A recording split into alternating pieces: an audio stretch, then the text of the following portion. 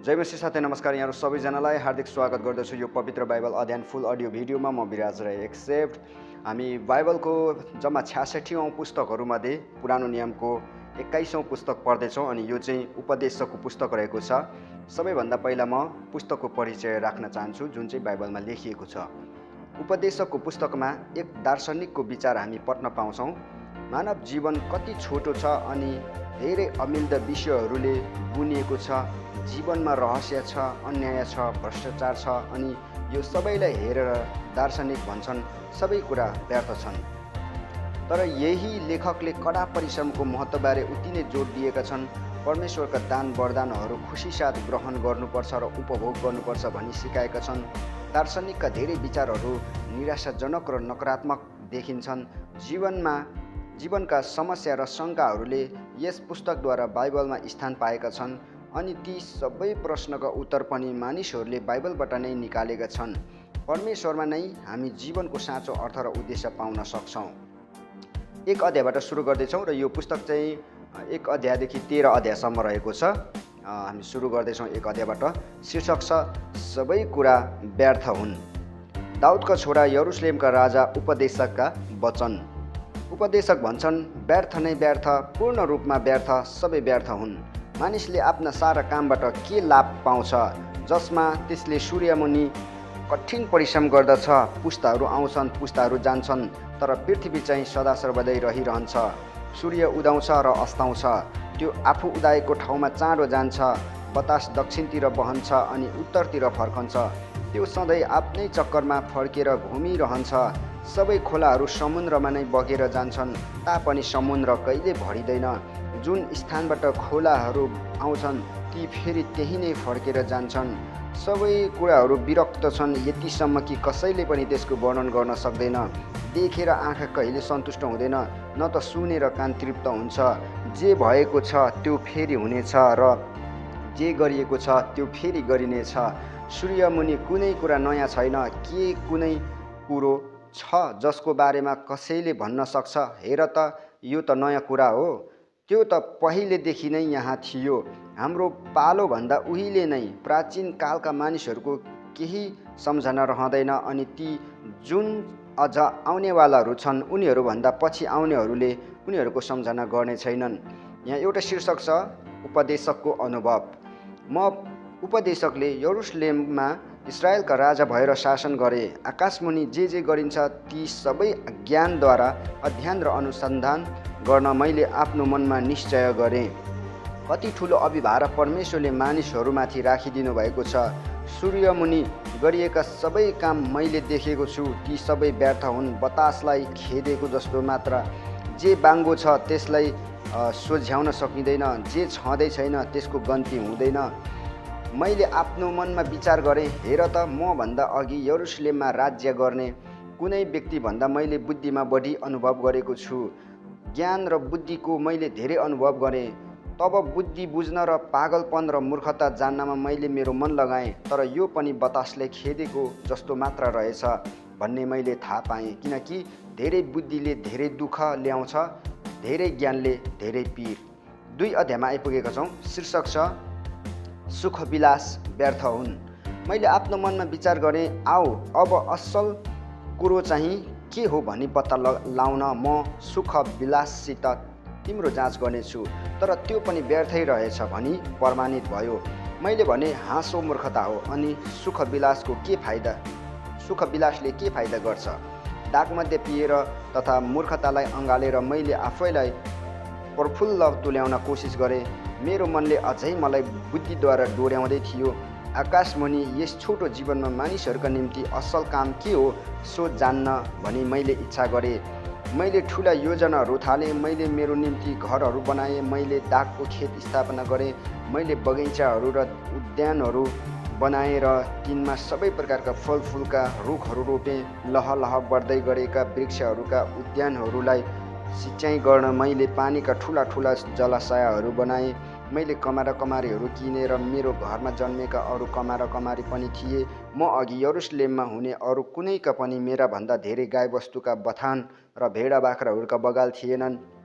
मैले मेरो निम्ति सुन चाँदी तथा राजाहरू र देश विदेशबाट धन सम्पत्ति थुपारे।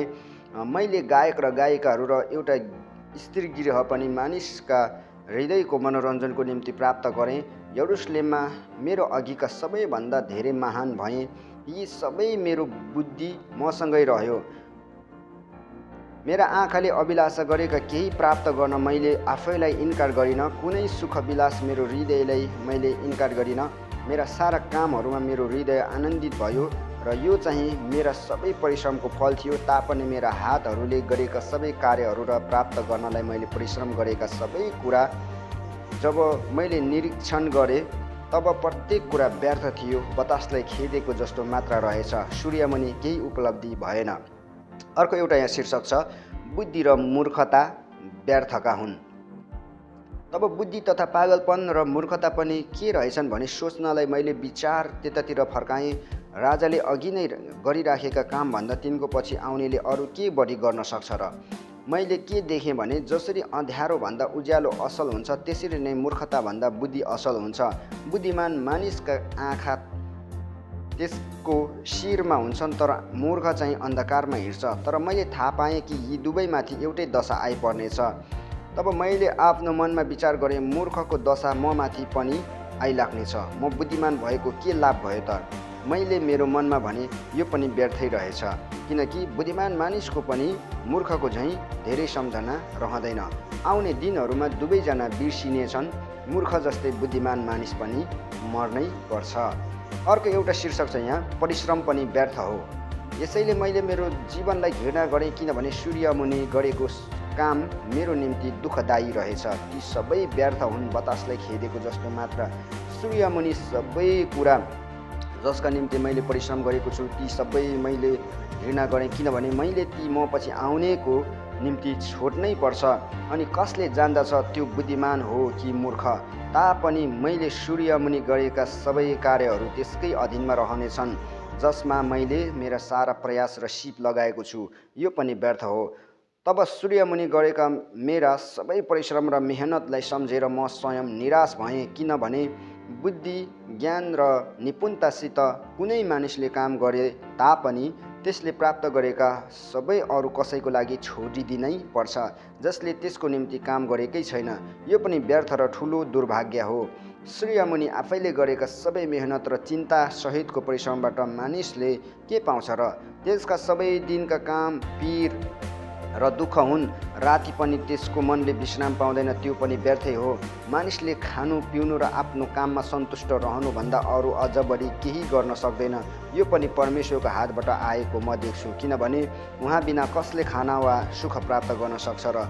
जुन मानिसले परमेश्वरले खुसी तुल्याउँछ त्यसलाई उहाँले बुद्धि, ज्ञान र आनन्द दिनुहुन्छ, तर पापीलाई चाहिँ उहाँले परमेश्वरलाई खुसी तुल्याउने व्यक्तिको निम्ति धन सम्पत्ति जम्मा गर्ने र थुपार्ने काम दिनुहुन्छ।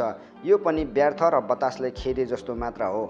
3 अध्यायमा आइपुगेका छौँ। शीर्षक छ, प्रत्येक कुराको लागि समय छ।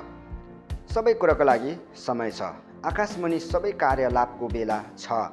जन्मने एउटा समय छ र मर्ने एउटा समय, रोप्ने एउटा समय छ र उखेल्ने एउटा समय, मार्ने एउटा समय छ र निको पार्ने एउटा समय, भत्काउने एउटा समय छ र बनाउने एउटा समय, रुने एउटा समय छ र हाँस्ने एउटा समय, शोक गर्ने एउटा समय छ र नाच्ने एउटा समय, ढुङ्गा छर्ने एउटा समय छ र ती बटुल्ने एउटा समय, अँगाल्ने एउटा समय छ र अलग रहने एउटा समय, खोज्ने एउटा समय छ र छोडिदिने एउटा समय, राख्ने एउटा समय छ र फाल्ने एउटा समय, च्यात्ने एउटा समय छ र एउटा मर्मत गर्ने समय, चुप लाग्ने एउटा समय छ र बोल्ने एउटा समय, प्रेम गर्ने एउटा समय छ र घृणा गर्ने एउटा समय, युद्ध गर्ने एउटा समय छ र मेलमिलाप गर्ने एउटा समय।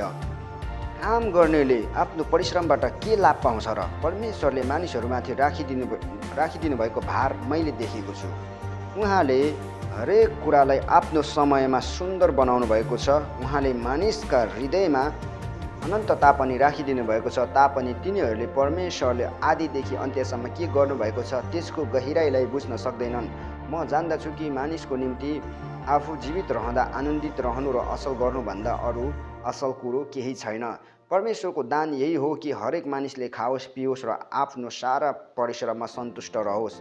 मलाई थाहा छ कि परमेश्वरले जे गर्नुहुन्छ त्यो सधैँभरि नै रहिरहन्छ। त्यसमा केही थप्न वा घटाउन सकिँदैन कि मानिसहरूले उहाँलाई श्रद्धा गरून् भनी परमेश्वर यसो गर्नुहुन्छ।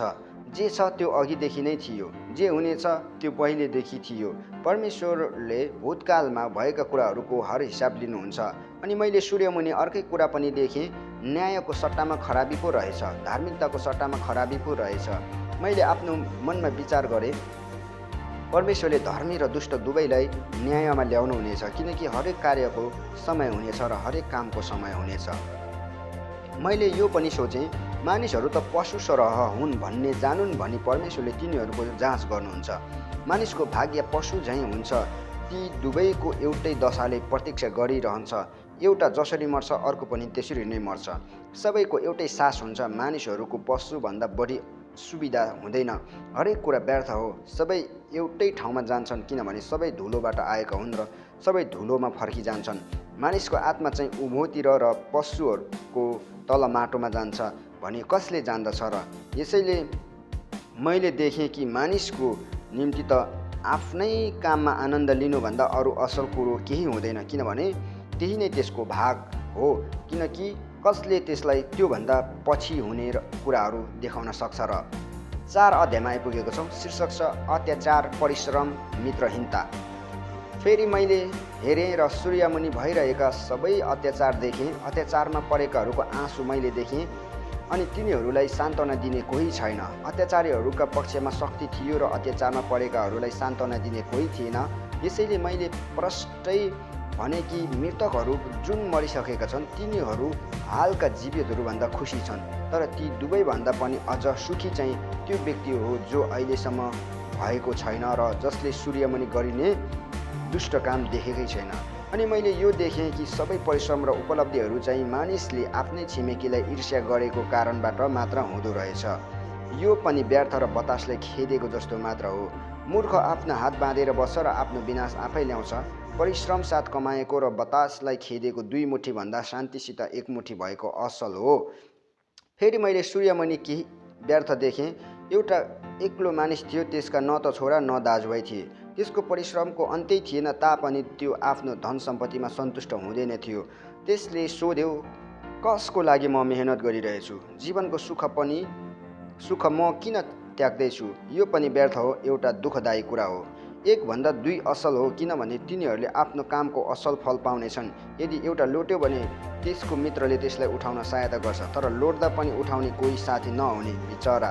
त्यस्तै यदि 2 जना सँगै सुते भने ती न्याना हुन्छन्, तर एक्लै त कसरी न्यानो हुने? 1 जनालाई कसैले जित्ला, तर 2 जनाले त आफ्ना सुरक्षा गर्न सक्छन्।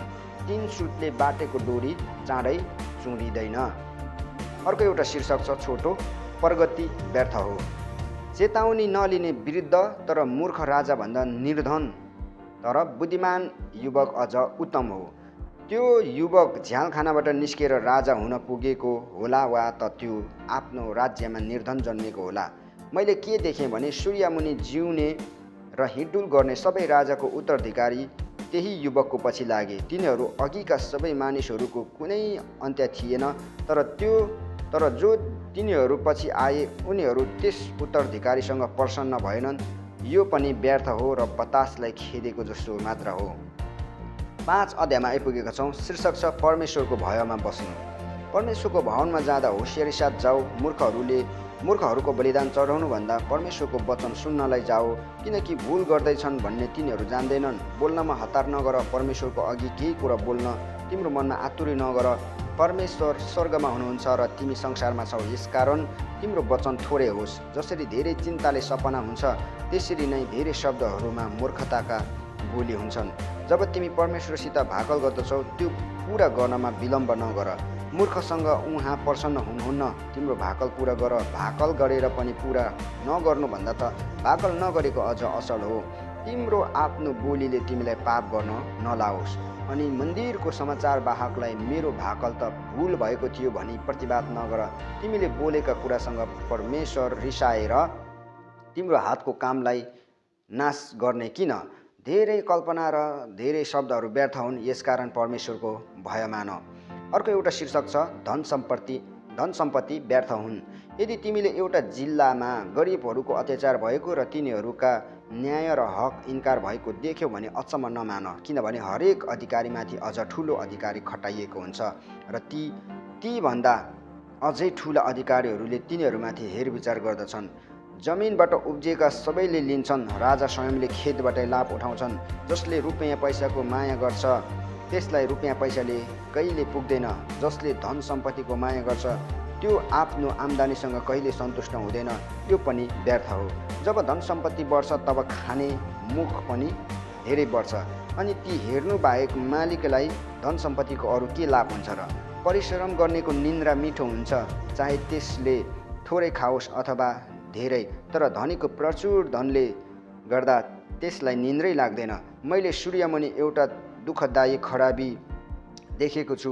मालिकले आफ्नै नोक्सानीको निम्ति धन सम्पत्ति थुपारेको, अथवा कुनै दुर्भाग्यले त्यसले आफ्नो धन सम्पत्ति गुमाएको थियो र जब त्यसको छोरा भयो उसको निम्ति केही रहेन।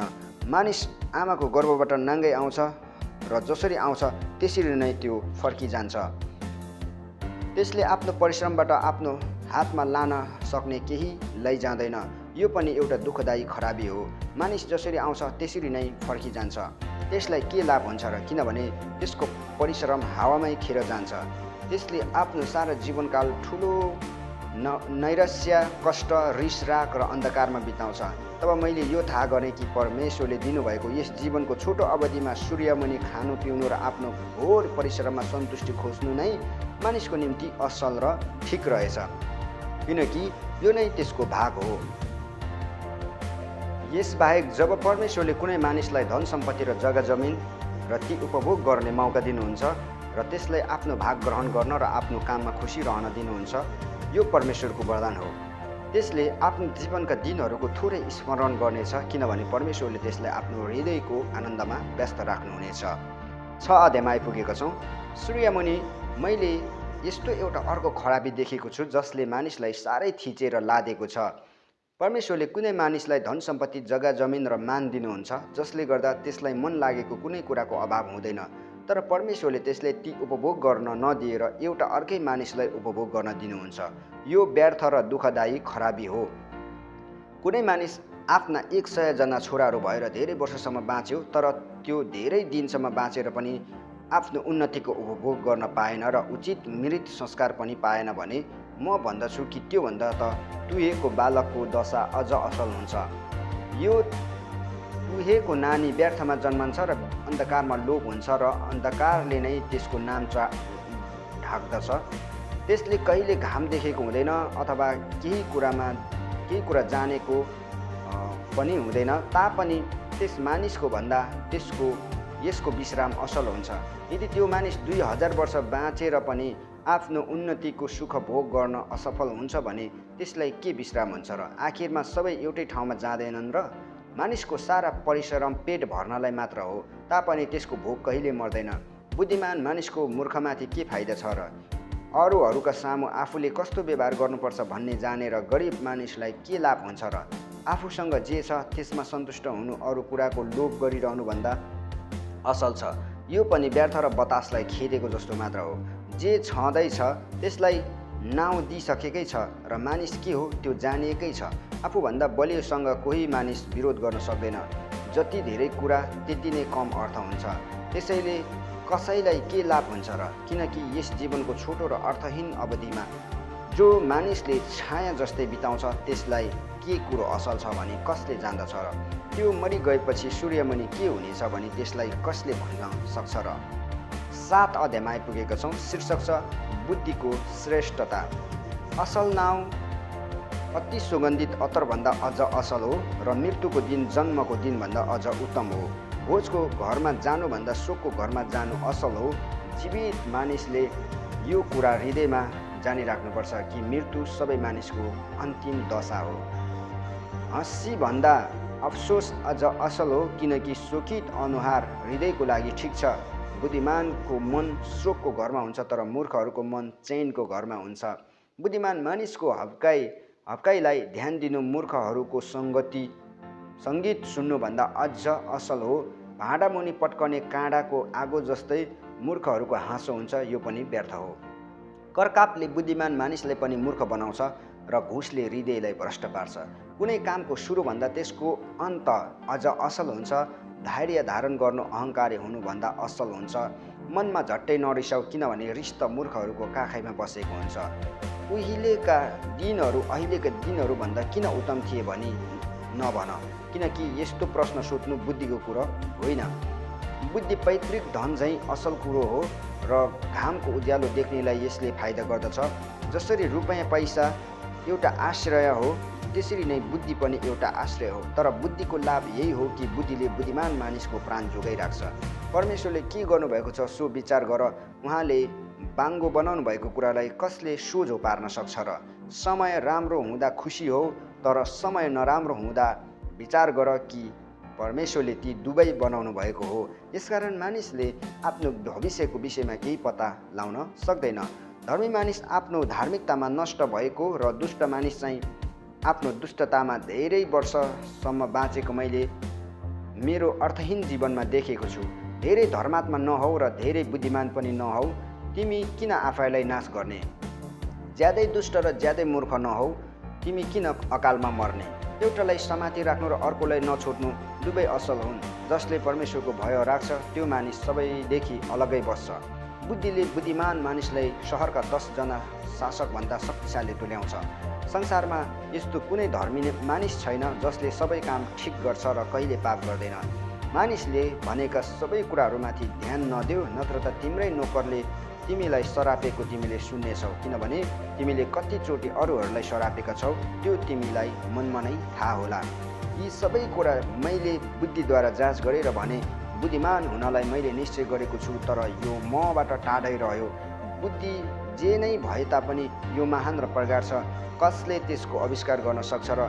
यसै कारण मैले बुद्धि र घटनापछिका कारणहरू खोज तलास गर्न मेरो मन लगाएँ र दुष्टताको मूर्खता र मूर्खको पागलपना बुझ्न इच्छा गरेँ। त्यही स्त्री जो एउटा पासो छे त्यसलाई मृत्युभन्दा तितो मैले भेटाएँ। त्यसको हृदय धराप र त्यसका हातहरू चाहिँ साङ्लाका बन्धन हुन्। जुन मानिसले परमेश्वरलाई खुसी पार्छ त्यो त्यसबाट बाँच्नेछ, तर पापीलाई त्यसले पासोमा पार्छे। उपदेशकले भन्छन्, मैले जे पत्ता लगाएको छु सो सुन। एउटा कुरामाथि अर्को थप्दै प्रत्येक घटनापछिका कारण पत्ता लाउन खोजिरहँदा तर नभेटाउँदा मैले 1000मा एउटा सोझो मानिस भेटाएँ, तर 1000मा एउटै सोझी स्त्री भेटाइन। यो मात्र मैले भेटाएको छु, परमेश्वरले मानिसलाई सोझो बनाउनु भयो, तर मानिस चाहिँ अनेक परिकल्पनाको खोजीमा लागेको छ। 8 अध्यायमा आइपुगेका छौँ। शीर्षक छ यहाँ तलमुनि, राजाको आज्ञा पालन गर्नमा शिक्षा। बुद्धिमान मानिस जस्तै को छ र? यी कुराहरूको व्याख्या कसलाई थाहा छ र? बुद्धिले मानिसको अनुहार उज्यालो बनाउँछ र त्यसको कठोर अनुहार बदलिदिन्छ। म जान्दछु राजाज्ञा पालन गर, किनभने तिमीले परमेश्वरको अघि शपथ खाएका छौ। राजाको उपस्थितिबाट बिदा हुन हतार नगर। कुनै दुष्ट कुराको पक्षमा अड्डा नलेऊ, किनभने राजालाई जे इच्छा लाग्छ तिनले त्यही गर्दछन्। किनकि राजाको वचन सर्वमान्य हुन्छ। कसले तिनलाई भन्न सक्छ, हजुर के गरी बक्सिन्छ? जसले राजाको आज्ञा पालन गर्दछ त्यसलाई केही हानि हुँदैन, अनि बुद्धिमान हृदयले उचित समय र तरिका जान्नेछ। यद्यपि मानिसहरूमाथि साह्रै दुःख कष्ट आए तापनि हरेक कुराको निम्ति उचित समय र तरिका हुन्छ। भविष्यबारे कसैलाई थाहा छैन, यसै कारण कसले मानिसलाई पछि के हुन्छ भनी भन्न सक्छ? बतासलाई थामिराख्नु कसैको शक्ति छैन र त्यसै गरी आफ्नो मृत्युको दिनमाथि कसैको अधिकार छैन। जसरी युद्धको समयमा कसैलाई पनि बिदा हुँदैन, त्यसरी नै खराबी गर्नेलाई त्यसले कहिले छोड्ने छैन। सूर्यमुनि गरिएका सबै कुराहरूलाई मैले मन लगाएर हेर्दा यी सबै कुरा देखेँ। अरूमाथि प्रभुत्व गरेर आफैलाई हानि हुने एउटा समय छ। तब मैले दुष्ट गाडिएका पनि देखेँ, तिनीहरू पवित्र स्थानमा आउने जाने गर्थे। यसको निम्ति सहरमा सामान लिने गर्थे। यो पनि व्यर्थ हो। कुनै अपराधको दण्ड तुरुन्तै भएन भने मानिसहरूका हृदयले दुष्ट काम गर्नलाई योजनाहरू बनाउँछन्। यद्यपि दुष्ट मानिसले अनेकौँ खराबी गरेर पनि लामो समयसम्म बाँचिरहन्छ तापनि परमेश्वरको भय मान्नेहरूलाई र उहाँको अघि श्रद्धालु हुनेहरूलाई असलै हुनेछ भन्ने मलाई थाहा छ। तर दुष्टहरूले परमेश्वरको भय नमानेका हुनाले तिनीहरूको भलो हुँदैन र तिनीहरूका दिनहरू छाया जस्तै लामा हुने छैनन्। संसारमा केही अर्को एउटा व्यर्थको कुरा हुँदैछ। दुष्टले पाउनुपर्ने दण्ड धर्मीले पाउँछ र धर्मीले पाउनुपर्ने इनाम दुष्टले पाउँछ। म भन्दछु यो पनि व्यर्थ हो। यसैले सुख चयन गरे हुन्छ भनी म सल्लाह दिन्छु, किनभने सूर्यमुनि मानिसलाई खानु पिउनु र रमाइलो गर्नु भन्दा अरू असल केही रहेनछ। तब सूर्यमुनि परमेश्वरले दिनुभएको जीवनको अवधिभर त्यसको आफ्नो काममा आनन्दले साथ दिनेछ। संसारमा मानिसले आँखा चिम्म नगरी रात दिन नसुती गरेको परिश्रम हेर्न र बुद्धि के हो भनी जान्न तब मैले आफ्नो मन लगाएँ। तब परमेश्वरले गर्नुभएका सबै कुराहरू मैले देखेँ। सूर्यमुनि के हुँदछ सो कसैले पनि बुझ्न सक्दैन। मानिसले यसलाई खोज्ने सारा प्रयत्न गरे तापनि यी कुराको व्यर्थ अर्थ पहिल्याउन सक्दैन। यदि कुनै बुद्धिमान मानिसले म जान्दछु भनी दाबी गर्छ भने यथार्थमा त्यसले जानेको हुँदैन। 9 अध्यायमा आइपुगेका छौँ। शीर्षक छ सबैको निम्ति अन्तिम दशा एउटै हुन्छ। यी सबै कुरामा मैले विचार गरेँ र यही निष्कर्षमा पुगेँ कि धर्मात्मा र बुद्धिमानहरू र तिनीहरूले गर्ने सारा क्रियाकलाप परमेश्वरकै हातमा हुँदो रहेछन्। तर कुनै मानिसले पनि आफूलाई प्रेम वा घृणा केले प्रतीक्षा गरिरहेको छ सो जान्दैन। किनभने धर्मात्मा र दुष्ट, असल र खराब, शुद्ध र अशुद्ध, बलि चढाउनेहरू र बलि नचढाउनेहरू सबै सामान्य अन्त्यका साझेदार हुन्छन्। असल मानिसलाई झैँ पापीलाई पनि हुन्छ। शपथ खानेहरूलाई झैँ शपथ खान डराउने मानिसहरूलाई पनि हुन्छ। सूर्यमुनि हुने प्रत्येक काममा दुष्टता छ। सबैलाई एकै अन्त्य आइपर्छ। मानिसहरूका हृदय दुष्टताले भरिएका हुन्छन् र तिनीहरूका जीवनकालभरि नै तिनीहरूका हृदय पागलपनाले भरिन्छन्। अनि त्यसपछि तिनीहरू मरेकाहरूसँग मिलिजान्छन्। बाँच्नेहरूका साथमा हुनेसँग आशा हुन्छ। जिउँदो कुकुरको स्थिति मरेको सिंहभन्दा असल हो, किनभने हामीहरू मर्नेछौँ भने तिनीहरूले जान्दछन् तर मरेकाहरूले त केही पनि जान्दैनन्। तिनीहरूका निम्ति केही प्रतिफल हुँदैन। तिनीहरूको माझमा सम्झना पनि लोप हुन्छ। तिनीहरूका प्रेम, घृणा, ईर्ष्या सबै लोप भएका हुन्छन्। सूर्यमुनि गरिएको कुनै काममा तिनीहरूको फेरि कहिले भाग हुँदैन। आफ्नो बाटो लाग, आफ्नो खानेकुरा आनन्दसँग खाऊ, खुसी मनले आफ्नो दाकमध्ये पियो, किनभने तिमीले गरेको काममा अहिले परमेश्वरको निगाह रहेको छ। सधैँ सेतो वस्त्र पहिराऊ र कपालमा तेल लगाऊ। परमेश्वरले सूर्यमुनि दिनुभएको यस व्यर्थ जीवनकालमा आफूले प्रेम गरेकी पत्नीसँग जीवनको सुख भोग गर, किनभने यस जीवनमा सूर्यमुनि तिमीले गरेको परिश्रममा तिम्रो भाग त्यही नै हुन्छ। तिम्रो हातमा जे काम छ त्यो आफ्नो पुरा शक्तिले गर, किनभने चिहानमा या पातालमा जहाँ तिमी जान्छौ त्यहाँ न त केही गर्ने, न योजना गर्ने, न ज्ञान, न बुद्धि नै हुन्छ। सूर्यमुनि एउटा अर्को कुरा मैले देखेको छु। चाँडो दगुर्नेले दौड जित्दैन, न शक्तिशालीले युद्ध जित्छ। न त बुद्धिमानलाई भोजन आउँछ, न तीव्र ज्ञानीलाई धन सम्पत्ति आउँछ, वा न त पढेकाले निगाह प्राप्त गर्छ। तर समय र मौका नै तिनीहरू सबैले पाउँछन्। त्यसबाहेक आफ्नो काल कहिले आउँछ भनी कुनै मानिसले जान्दैन। माछा निर्दयी जालमा र चरा पासोमा परे झैँ मानिसहरू पनि नसोच्दै दुर्दशामा फेला पर्छन्। अर्को एउटा शीर्षक छ मूर्खताभन्दा बुद्धि ठुलो। मैले सूर्यमुनि बुद्धिको पनि एउटा नमुना देखेँ जसले मलाई साह्रै प्रभावित पार्यो। एकपल्ट थोरै बासिन्दा भएको एउटा सानो सहर थियो। त्यसलाई शक्तिशाली राजाले आक्रमण गरे। तिनले त्यसलाई घेरेर त्यसको चारैतिर घेरा मचान बनाए। त्यस सहरमा एउटा गरिब तर बुद्धिमान मानिस थियो र त्यसले आफ्नो बुद्धिले त्यो सहर बचायो। तर त्यस गरिब मानिसलाई कसैले सम्झेन। तब मैले भने बलभन्दा बुद्धि श्रेष्ठ हो। तर त्यस गरिब मानिसको बुद्धिको अवहेलना भयो र त्यसको वचनको केही वास्ता छैन। कराएर भन्ने मूर्खहरूको शासकको वचनभन्दा बुद्धिमानको नम्र वचनको वास्ता गर्नु असल हो। युद्धका हात हतियारभन्दा बुद्धि असल हो। तर एउटा पापीले धेरै असल कामलाई सर्वनाश गर्छ। जसरी मरेका झिँगाहरूले सुगन्धित अतरलाई दुर्गन्धित तुल्याइदिन्छन्, त्यसरी नै थोरै मूर्खताले बुद्धि र सम्मानलाई बेकामको बनाइदिन्छ। बुद्धिमान मानिसको मन सोझो बाटोमा, तर निर्बुद्धि मानिसको मन बाङ्गो बाटोमा लागेको हुन्छ। बाटोमा हिँड्दा पनि मूर्खले विचारै गर्दैन र सबैलाई त्यसले आफ्नो मूर्खता जनाउँछ। हाकिमको रिस तिम्रो विरुद्धमा उठे तापनि तिमीले आफ्नो काम नछोड। चुपचाप बस्नाले ठुला ठुला भुल शान्त हुन्छन्। सूर्यमुनि मैले एउटा खराबी देखेको छु, यस्तो किसिमको खराबी जो हाकिमबाट हुन्छ। मूर्खहरू धेरै उच्च पदमा राखिन्छन् तर धनीहरू निम्न स्थानमा बस्छन्।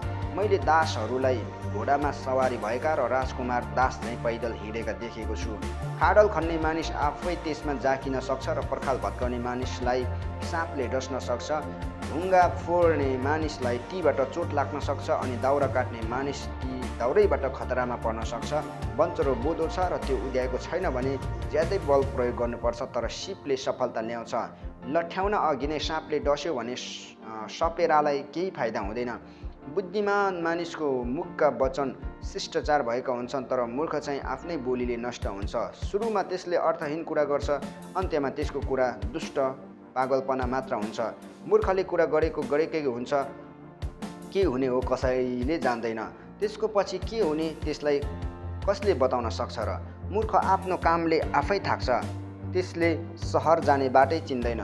जुन देशमा नोकर राजा थियो र जसमा राजकुमारहरूले एका बिहानै भोज खान्छन्, त्यस देशलाई धिक्कार छ। त्यो देश सुखी छ जसका राजा कुलीन परिवारमा जन्मेका छन् र जसका राजकुमारहरूले मतवालापनको निम्ति होइन तर बलको निम्ति ठिक समयमा भोजन गर्छन्। यदि कुनै मानिस अल्छे छ भने घरको धुरी भत्कन्छ, यदि त्यो हात बाँधेर बस्छ भने त्यसको घर चुहिन्छ। खुसियालीको लागि भोज तयार गरिन्छ र दागमध्यले जीवनलाई आनन्दित तुल्याउँछ, तर पैसाले नै हर कुरा सुल्झाउँछ। आफ्नो सोचाइमा पनि राजाको निन्दा नगर अथवा धनीलाई आफ्नो कोठामा नसराप, किनकि आकाशको पंक्षीले तिम्रो कुरा लैजाला र उडिरहेको चराले तिमीले भनेका कुरा बताइदेला। 11 अध्यायमा आइपुगेका छौँ। शीर्षक छ पानीमाथि अन्न। आफ्नो अन्न पानीमा फालिदेऊ र धेरै दिनपछि तिमीले त्यो फेरि पाउनेछौ। तिमीले 7-8 जनालाई भाग बाँडिदेऊ, किनभने तिमी जान्दैनौ कस्तो विपत्ति देशमा आइपरेछ। बादल पानीले पूर्ण भयो भने त्यसले जमिनमा पानी बर्साउँछ। रुख दक्षिणमा ढल्यो भने पनि अथवा उत्तरमा ढल्यो भने पनि त्यो जहाँ ढलेको छ त्यही नै परिरहन्छ। बतासको विचार गर्नेले कहिले छर्दैन, बादलमा नजर राख्नेले कहिले कटनी गर्दैन। जसरी तिमीले हावाको चाल एकातिर पुग्छ र आमाको गर्भमा शरीर कसरी बनिन्छ भनेर जान्दैनौ, त्यसरी नै जब थोक बनाउनु हुनेले सबै थोक बनाउने परमेश्वरको हातको कामलाई तिमी बुझ्न सक्दैनौ। बिहान समयमा नै तिम्रो बिउ छर र बेलुकी पनि काम गर्न नछोड, किनभने अहिले छरेको अथवा भरे छरेको कुन चाहिँ फसल सफल हुन्छ अथवा दुवै नै राम्रा होलान् तिमी भनी जान्दैनौ। अर्को एउटा शीर्षक छ युवा अवस्थामा आफ्नो सृष्टिकर्ताको सम्झना गर। उज्यालो असल हुन्छ, आँखाले घामलाई हेर्न मन पराउँछ। मानिस जति धेरै वर्ष बाँचे तापनि त्यो ती सबैमा आनन्दित होस्, तर त्यसले अन्धकारका दिनहरूको पनि स्मरण गरोस्, किनभने ती धेरै हुन्छन्। हुन आउने सबै कुराहरू व्यर्थ हुन्। ए जवान मानिस, युवा अवस्थामा हुँदा खुसी हौ, तिम्रो हृदयले तिम्रो जवानीमा आनन्द देऊन्। तिम्रा आँखाले देखेका कुराहरू र तिम्रा हृदयका कुराहरूलाई पछ्याउ, तर यो याद राख कि परमेश्वरले यी सबै कुराको लेखा लिनुहुन्छ। यसै कारण चिन्तालाई तिम्रो हृदयबाट पर राख र शरीरको दुःखलाई फालिदेऊ, किनभने युवा अवस्था र बल व्यर्थ हुन्। 12 अध्यायमा आइपुगेका छौँ। मैले 13 अध्यायसम्म यो पुस्तक छ भनेर भने थिएँ, 12 अध्यायसम्म एक्चुअली अन्तिम अध्यायमा आइपुगेका छौँ। दुःखको समय र वृद्ध अवस्था आउन अघि नै जब तिमीले भनेछौ यस समयमा मेरो मन लाग्दैन, यी समयभन्दा अघि नै आफ्नो युवा अवस्थामा आफ्नो सृष्टिकर्ताको सम्झना गर। सूर्य र दिनको उज्यालोलाई अँध्यारोले ढाक्न अघि नै, चन्द्रमा र ताराहरू धमिला हुन र बादलहरू वर्षापछि फर्कन अघि नै, जब घरको हेरचाह गर्नेहरू काम्दछन् र बलिया मानिसहरू झुक्छन्, तब जाँतो पिट्ने स्त्रीहरू कम भएकाले आफ्नो काम बन्द गर्छन् र झ्यालबाट हेर्नेहरूका आँखा धमिला हुन्छन्। जब गल्लीतिर जाने ढोकाहरू बन्द हुन्छन् र जाँतोको आवाज कम हुँदै जान्छ, जब चराको चिरबिरी आवाजमा मानिसहरू उठ्छन् तर तिनीहरूका सबै गीत मधुरा हुन्छन्, जब मानिसहरू अग्लो ठाउँदेखि र गल्लीका खतरादेखि डरले भरिएका हुन्छन्, जब हाडे बदामको बोट सेतै फुलेर फक्रन्छ र फटेङ्ग्रो पेटले घस्रिँदै हिँड्छ र मनको काममा उत्तेजित रहँदैन, यी सबै हुनुभन्दा अघि नै उहाँको सम्झना गर। तब मानिस आफ्नो अनन्तको घरमा जानेछ र मलामीहरू गल्लीमा यताउता लाग्नेछन्। चाँदीको तार चुडिन अघि र सुनको कचौरा फुटाइन अघि, माटोको गाग्रो पँधेरमा टुक्रा टुक्रा पारिन अघि र कुवामा पाङ्रो भचाइन अघि, जमिनबाट आएको धुलो जमिनमै फर्कन अघि तथा आत्मा दिनुहुने परमेश्वर कहाँ आत्मा जान अघि उहाँको नै सम्झना गर। व्यर्थ व्यर्थ सबै व्यर्थ उपदेशकले भन्दछन्। अन्तिम एउटा शीर्षक रहेको छ, सबै कुराको निष्कर्ष। उपदेशक बुद्धिमान मात्र थिएनन्, तर तिनले मानिसहरूलाई ज्ञानका कुरा पनि सिकाए। तिनले आफ्नो मनमा विचार गरे अनि धेरै उखानहरू यथोचित क्रममा राखे। उपदेशकले ठिक ठिक शब्दहरू खोजेर निकाले अनि जे तिनले लेखे ती सोझा र सत्य थिए। बुद्धिमानका वचनहरू गोठालोको लाठो झैँ छन् र तिनीहरूले सङ्कलन गरेका भनाइहरू दरिलो प्रकारले ठोकेका किलाहरू झैँ छन् जो एउटै गोठालाबाट दिएका हुन्। ए मेरा छोरा, तिनमा थपेका केही कुराहरूबाट होसियार बस। धेरै पुस्तकहरू बनाउने कामको अन्त्य हुँदैन अनि धेरै अध्ययनले शरीरलाई थकाउँछ। अब सबै कुरा सुनिएका छन्। कुराको निष्कर्ष यही हो, परमेश्वरको भय राख र उहाँका आज्ञाहरू पालन गर, किनभने मानिसले गर्नुपर्ने सारा कर्तव्य यही नै हो। किनकि हामीले गरेको हरेक काम असल होस् वा खराब होस्, प्रत्येक गुप्त कुरा समेत सबैको न्याय परमेश्वरले गर्नुहुनेछ। यो सँगसँगै उपदेशकको पुस्तक अध्ययन पुरा भएको छ। अर्को पटक हामी श्रेष्ठ गीतको पुस्तकलाई अध्ययन गर्नेछौँ। Thank you very much.